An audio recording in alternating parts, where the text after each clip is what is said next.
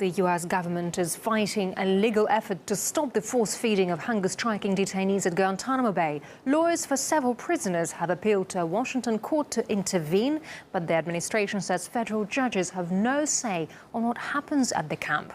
The mass hunger strike at the notorious U.S. military facility is now entering its sixth month. Nearly two-thirds of the inmates have joined in the protest against alleged mistreatment and detention without trial. It's the largest strike in the camp's 11-year history.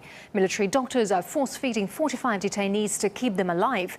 The highly controversial practice has been condemned around the world, but is still being defended by U.S. officials, as Otis Gehenna reports.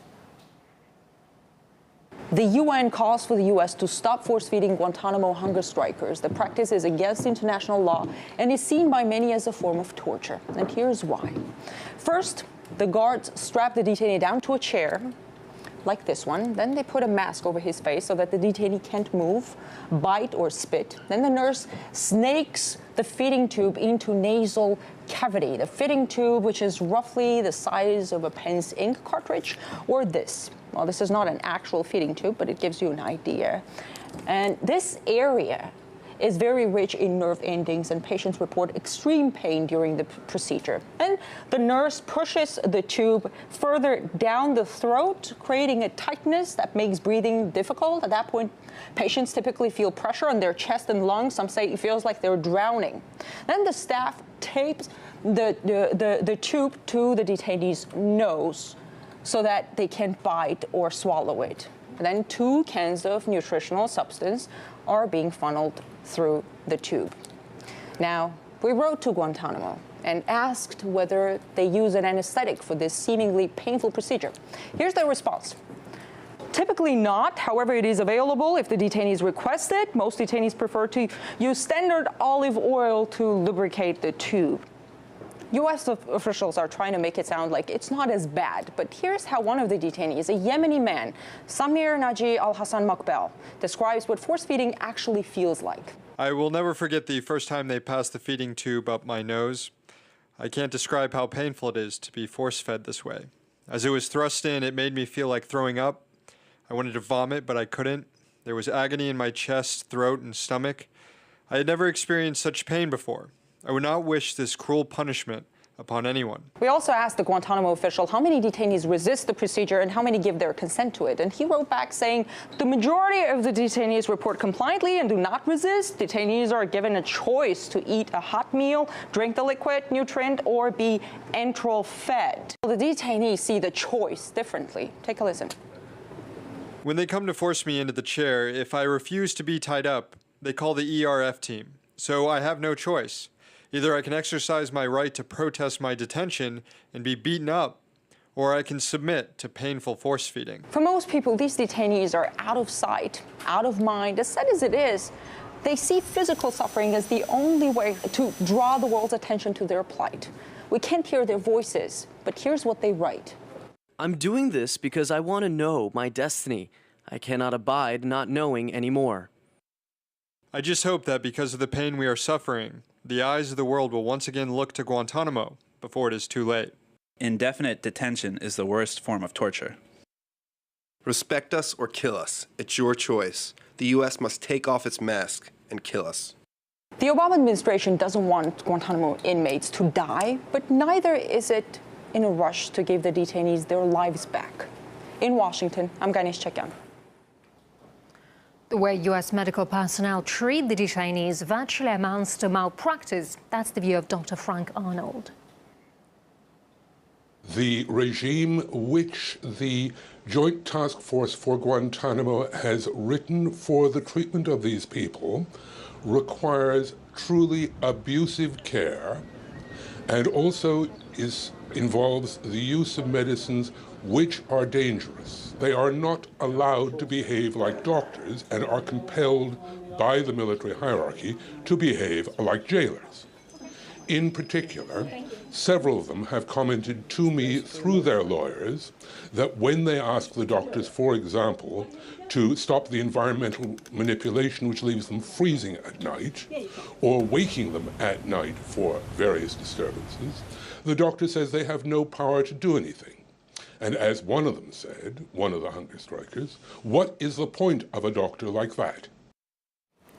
And one of the detainees has written a letter to his lawyer claiming he and other inmates are being sexually assaulted by guards during full body cavity searches every time they leave and enter their cells. Former Gitmo guard Terry Holbrook says some facility staff have been mistreating the Muslim detainees to get revenge for 9/11. Qurans would be either thrown in a toilet or thrown on the ground or mistreated in some other form, etc. That happened often, and aggressive searches of detainees' persons, that happened as well. If there were a motivation behind it, I would say that somewhere in the backward education of the American society, we led these soldiers to believe that in abusing detainees, it's going to somehow even the score for 9/11.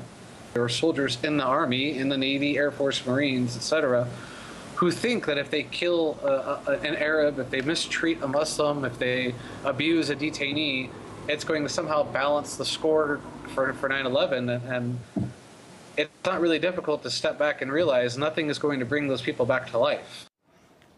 Amid mounting public and legal pressure, Barack Obama has appointed a new envoy in charge of closing Guantanamo Bay. Clifford Sloan has already toured the prison but made no detailed statements on how and when he intends to shut it down. Meanwhile, Barack Obama has come under fresh fire for not using his own authority to end the notorious history of Gitmo, as Irina Galushka reports. Now, as president, I have tried to close Gitmo. I transferred 67 detainees to other countries before Congress imposed restrictions to effectively prevent us from either transferring detainees to other countries or imprisoning them here in the United States.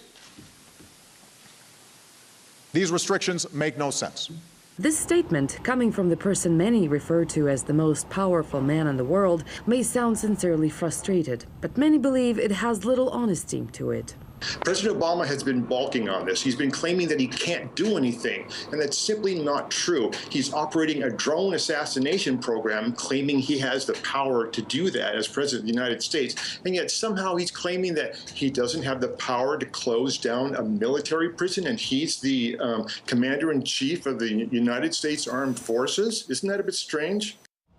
The official and most often cited reason for not releasing prisoners, even the 86 cleared of all charges, they have no place to go. Especially the so-called indefinite detainees, terror suspects considered too dangerous to let go, but impossible to try in either civil or military court. Largely because evidence supporting claims of their terror activity has allegedly been received through torture and interrogation, which cannot be used as evidence in court. The very existence of these men was shrouded in secrecy, with the U.S. officially revealing their identities only several weeks back, after they had been in detainment for years. Another sign the U.S. isn't really considering shutting down the prison is the amount of money poured into Gitmo. The jail is a record setter, dubbed by some as the most expensive jail in history. Annual cost of the base operation runs at just over $150 million. It means $900,000 per prisoner every year, 18 times the average yearly income of an average American household. The latest innovation at the base, a fiber optic cable to connect it to the U.S. mainland for the sake of better internet service for military personnel stationed on Cuba, will set the taxpayers back another $40 million, should the Congress approve it. Hardly sounds like a necessity if the prison was to be shut down. Then again, there are still those who believe being held at Guantanamo is tantamount to staying at a luxury resort in tropical paradise. One of those is the House Speaker, a vehement opponent of Gitmo's closure. I don't know that there's a terrorist treated better anywhere in the world than what's happened at Guantanamo. We've spent hundreds of millions of dollars to build a facility that has more comforts than a lot of Americans get. But those who know what Gitmo is like beg to differ. Well, maybe they should go and try it. You know, they think it's such a fantastic place. They should try 12 years of indefinite detention and see how much they enjoy it, and perhaps force feeding and solitary confinement. I mean, we know that prisoner conditions in the United States, which has the largest prisoner population in the whole world, are far from ideal. We see the force feeding going on at Guantanamo Bay, the solitary confinement, the invasive physical searches of prisoners. prisoners. You have these journalists, you have various other peoples who are allowed to visit Guantanamo Bay, but they never meet the prisoners. They never see the actual conditions that these people are being held in. What the prisoners say about what actually happens there is probably a lot more accurate, since they've been subject to this. But despite claims that Guantanamo is just short of a vacation camp, perhaps of its exotic location, it remains one of the world's most notorious prisons, where people are held without trial for years, and the conditions are such that inmates choose to go without food for 5 months rather than accept the conditions they're being held in. In Cuba, Irina Galushko, RT. And John Eisenberg is an attorney for one of the detainees being force-fed at Guantanamo. And he says the protesters are simply trying to get heard by Obama, who does have the authority, I should say, to put an end to the crisis. They find it very painful. They find it very degrading. They find it humiliating. They are on hunger strike in order to express themselves in the only way available to them, to speak out against their indefinite detention. Many of them are being held in solitary confinement. It's become increasingly difficult for them to communicate with their lawyers. They do not want to die. That's not the reason why they are on hunger strike. They want to be heard. They want to speak out against their force feeding. They want to be either tried or released. President Obama himself, as the commander-in-chief of the United States, he has the power to stop it. We're hoping that he does very soon. Stay with RT throughout Friday for our special coverage of the mass hunger strike at Guantanamo Bay, which has reached its 150-day mark. It is not a surprise to me that we've got problems in Guantanamo. During a time of budget cuts, we spend $150 million each year to imprison 166 people.